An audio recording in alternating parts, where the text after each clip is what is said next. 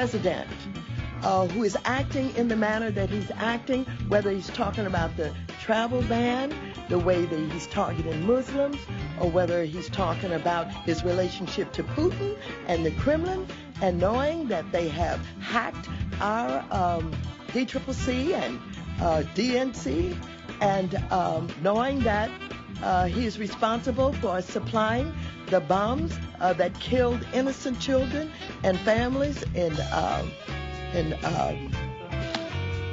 Aleppo, and the fact that he is wrapping his arms around Putin while Putin is continuing to advance into Korea.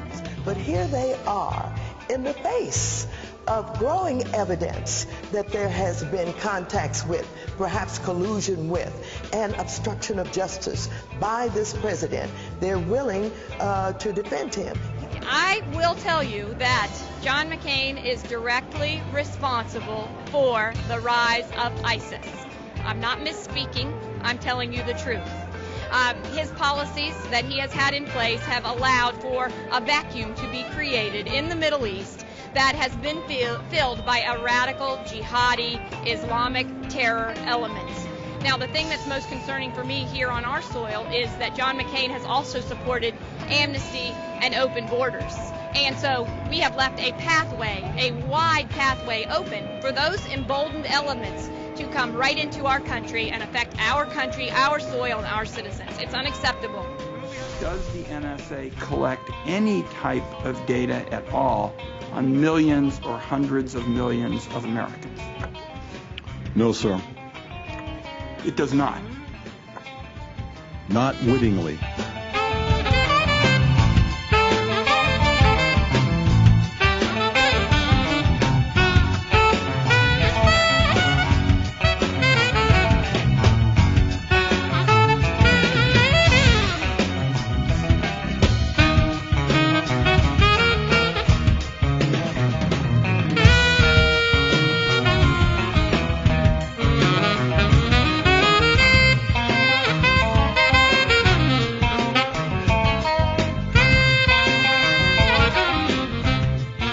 Our goal is to expose the real motivations behind the decision-making process at our dominant media corporations. Fake news.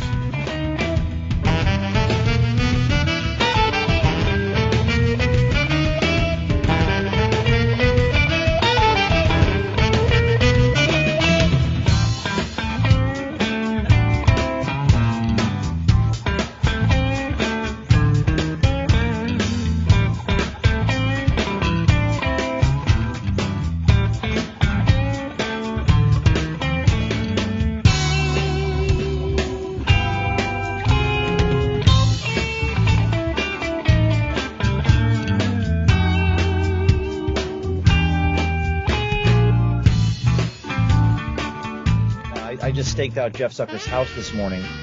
We stood outside his house for an hour. We knew he was leaving at 7 a.m. And in fact, he spotted me. So his routine is to leave his house on Upper East Side of Manhattan at 7 a.m. This time, he waited for an hour, his bodyguards assembled, and he sprinted to his car. So moments ago, we just released that video of the confrontation with me and Jeff Zucker. He ran away from me. Tomorrow, we're planning on launching part 3 undercover on CNN, and it's a bombshell. So the stars aligned here. It's a little providential. We've ripped the heart. We are beginning to rip the beating heart out of the mainstream media, and it's a sight to behold. It doesn't matter what the freaking legal and ethics people say. We need to win this motherfucker.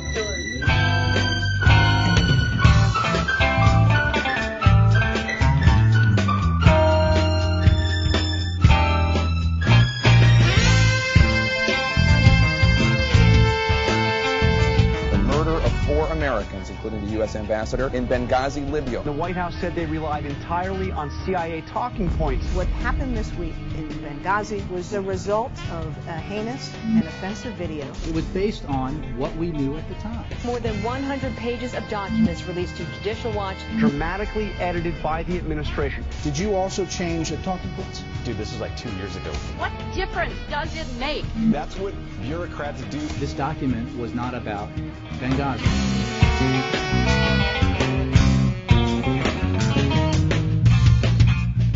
But first up is the Mueller investigation, which, if you've been watching any of our previous updates or tracking Judicial Watch generally, we have objections to, because we believe the Mueller investigation is out of control, constitutionally speaking. I'm not quite sure what it's even investigating, but it isn't subject to the accountability and oversight that other Justice Department investigations would be. When you look at the special counsel regulations, Rod Rosenstein, who is the number 2 at the Justice Department, who appointed Mr. Mueller, is the responsible official because Jeff Sessions recused himself. So Rod Rosenstein is responsible for everything Mueller does, from approving his budget to making sure that he's complying with Justice Department regulations and standards in prosecutions and investigations. And I don't think the special counsel regulations are written in a way so as to provide the constitutional oversight necessary for the Mueller investigation.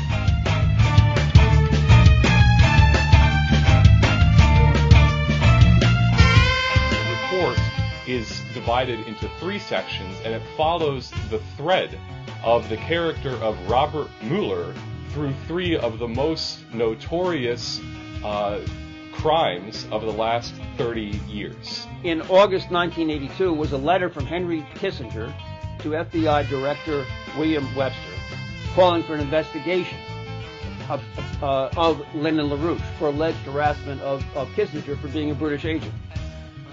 There was also then a letter sent by the British government on August 27, 1982 to the FBI calling for an investigation of Lyndon LaRouche and its association.